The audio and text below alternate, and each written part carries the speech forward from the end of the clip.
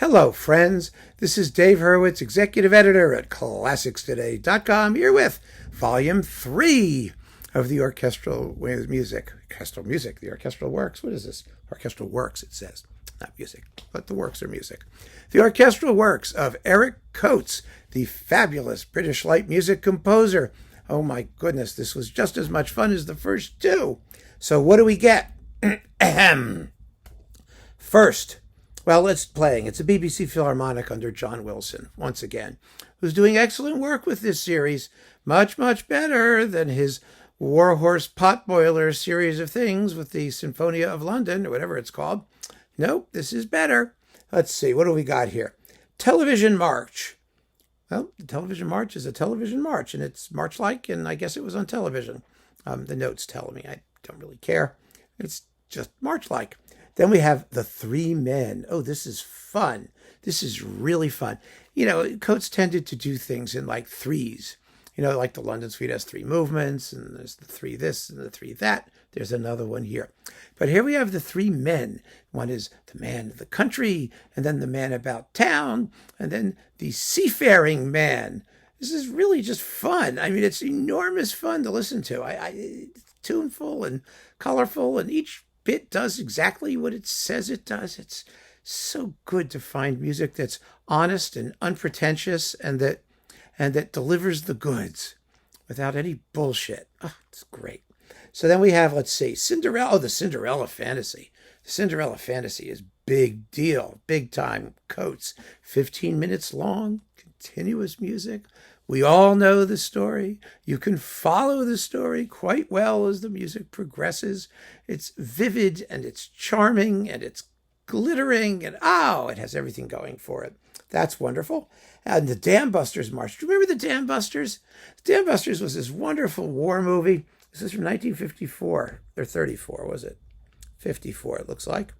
I can hardly tell. You know, there's something kind of cruel about printing like this color with white things. In fact, let me take the booklet out. I mean, you can't read it. Don't these people check and see? Oh, look at this.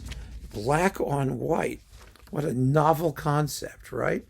So the Dam Busters, the Dam Busters was a wonderful war movie. It was 1954. Thank you. Yes. It was kind of an obscure thing, but it was about blowing up dams by making bombs that bounce across the water. I remember seeing this. It was on, remember the Sunday morning movies like Chiller Theater with the six-fingered hand and the Abbott and Costello movies. And then there was like the 4:30 movie on Channel 7, or it was ABC back in the day. So they would show these things, and with the B-rated movie moment. And I saw the Dam Busters, and it was just fun. I mean, they fly around and they bounce these bombs across the water and they hit the dam blows up and the water comes out, and it's what's not to love? So the Dam Busters March, I had no idea was by Eric Coates, but there it is, the Dam Busters March. And then Last Love, a Romance. Well, I mean, that's just, 3.5 hokey minutes. It's delightful.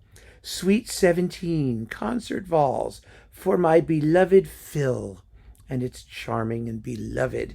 Then we wrap it up with, here we go, The Three Elizabeths, another wonderful suite. Now, this is not to be confused with Vaughan Williams' Three Portraits from the England of Elizabeth, which is three, scenes from the time of Elizabeth I.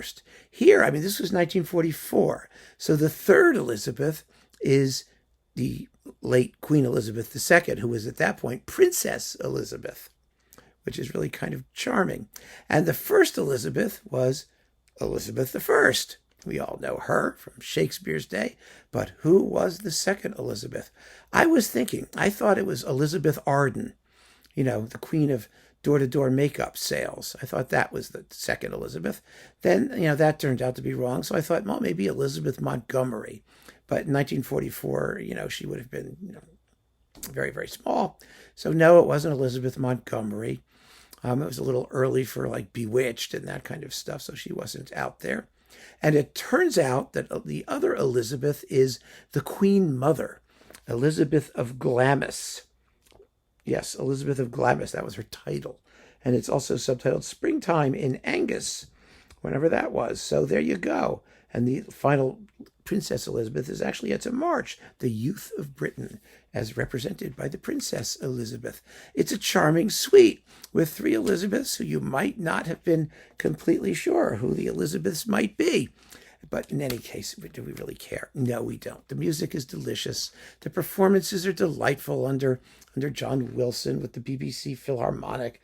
And it's all just good, clean, healthy fun. And gee, we could use some of that, don't you think? So keep on listening, friends. Thanks for joining me. Take care.